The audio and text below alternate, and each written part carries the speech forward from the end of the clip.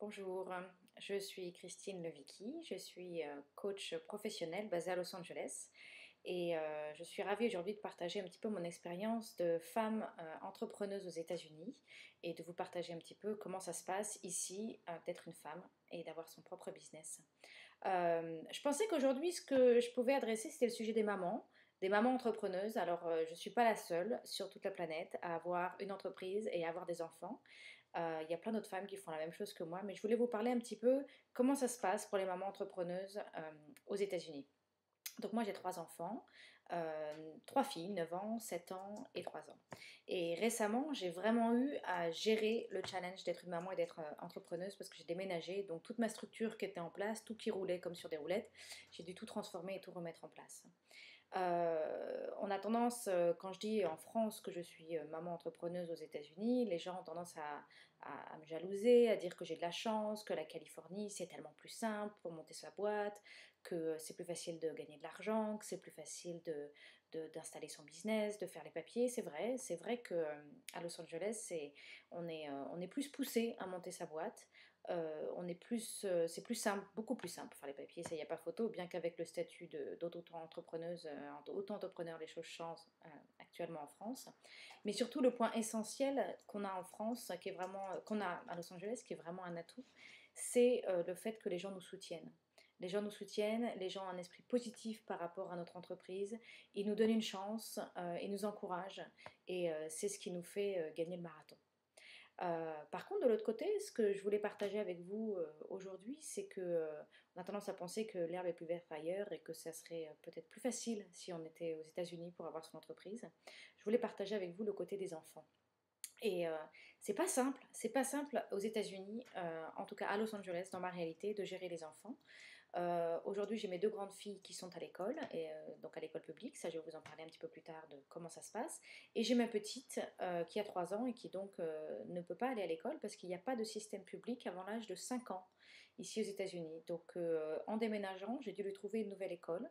Il y a deux systèmes d'écoles. Il y a les petites écoles qui sont des écoles qui sont idéales pour les parents qui ne travaillent pas ou pour aussi la maman ou le papa ne travaille pas parce que c'est des écoles qui proposent un service pour 3 ou 4 heures par jour et où les parents sont beaucoup investis dans l'école en travaillant dans la cour de récréation ou dans les classes pour participer. Et après, pour les mamans qui travaillent ou les parents qui travaillent, quand les deux parents travaillent, il faut les mettre dans une école un peu plus structurée où il y a des horaires, des créneaux horaires un petit peu plus grands. Et là, le gros hic, c'est les tarifs. En général, pour trouver une école tout à fait correcte, dans laquelle on se sent confortable en tant que parent de laisser son enfant pour plusieurs heures dans la journée, il faut compter un budget entre 850 et 1200 dollars par mois. Donc ça fait à peu près 800 euros, enfin la branche haute est autour de 800 euros par mois pour faire garder son enfant. Donc heureusement qu'on est soutenu aux États-Unis et heureusement qu'on a les opportunités de gagner de l'argent parce qu'on en a vraiment un besoin pour faire garder ses enfants en tant que maman entrepreneuse. Je vous ai dit avant que j'avais deux enfants, 7 ans et 9 ans, qui elles sont à l'école. Alors là aussi, ça c'est pas si simple que ça parce qu'ils finissent l'école à 2h45, donc c'est très tôt, ça fait des journées très très courtes. Alors évidemment, la première réaction, c'est chouette, ils ont le temps de faire du sport, des activités, on pense souvent aux Allemands à côté de la France qui font la même chose. Alors oui, c'est vrai, on a ces grandes après-midi, en plus il fait beau, c'est très agréable.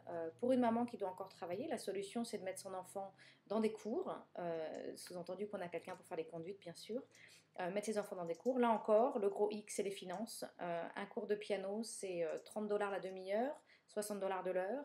Un cours de gymnastique, si on veut mettre son enfant dans un vrai club de gym avec les barres asymétriques, la poutre, le sol, le matériel et des professeurs qui sont diplômés et certifiés pour enseigner ce genre d'activité, il faut compter aussi autour de 25 dollars le cours. Donc, ce que je voulais vous partager, c'est cette expérience que je vis en ce moment, c'est ma réalité, c'est mon quotidien en ce début de l'année 2010, suite à mon récent déménagement. Ce que je voudrais un peu faire passer comme message, c'est qu'on a tendance à se dire l'herbe est plus verte ailleurs, on a tendance à imaginer le rêve américain et se dire que les choses sont peut-être plus simples, mais en fait, où qu'on soit sur la planète, quand on est maman entrepreneuse, de toutes les façons on doit jongler, de toutes les façons on doit apprendre à gérer tous ces domaines ensemble et faire fructifier tous ces domaines ensemble, la famille, le business, et des challenges, il y en aura toujours.